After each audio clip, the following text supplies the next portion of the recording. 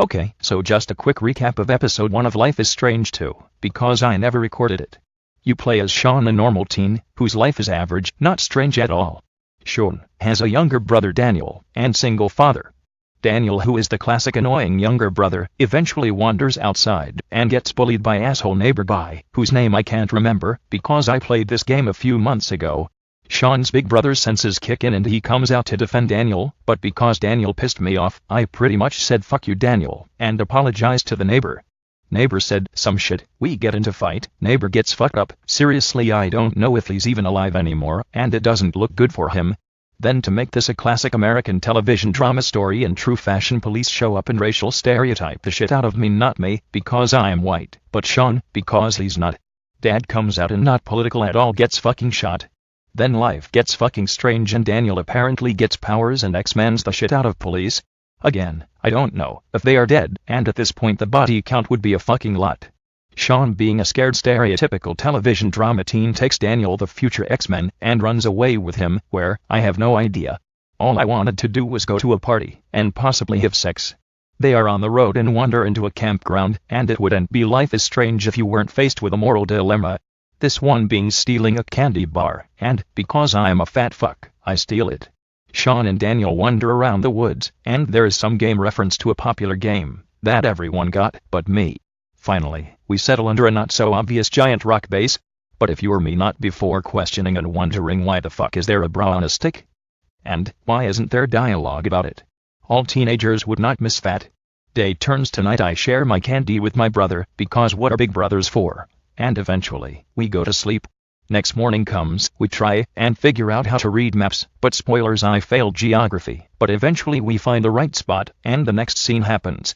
We eventually arrive at a rest stop where we are faced with moral decisions to steal as much as we can, or be good humans. Since I am an idiot, I of course don't steal anything, and pay like a good person, even though this is literally a video game and stealing would have no effect on me whatsoever.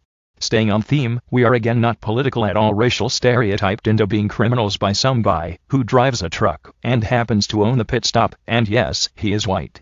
He eventually captured me, but Daniel the X-Man runs away. Yep, thanks Daniel, big help buddy. The crazy political not statement guy holds me captive in a back room, and pretty much makes constant political statements about my race. Yes, I get it game, people don't like me in America. Eventually guy leaves me alone, Daniel the future X-Man comes to my rescue, and with teamwork we escape. Not before a final boss battle, with crazy political not statement guy, who is defeated by Daniel the future X-Man, who doesn't know it yet. Being the non-asshole, but hated by every American character, I make the right choice, and don't steal the tents and leave. Eventually we escape into the rainy night, and meet up with Bertie the guy, who blogs, and he drives us off into the night. We have a car ride, things are said, and eventually we get an Arcadia Bay reference. Depending on our choices the background is different. And I of course don't remember any of my choices from the first game. So, time skip, and eventually we get dropped at a hotel. We find that Daniel stole a dog, and that may be a way for the game to mess with me more emotionally than Dad fucking dying.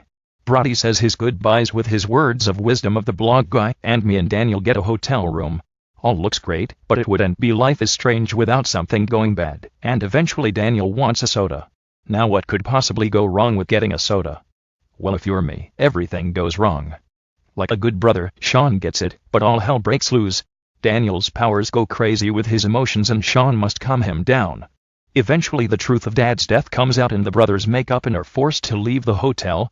The episode ends with them on a bus heading towards somewhere, which we will find out in episode 2, as all we think about is Captain Awesome, Brody, and hoping that dog lives.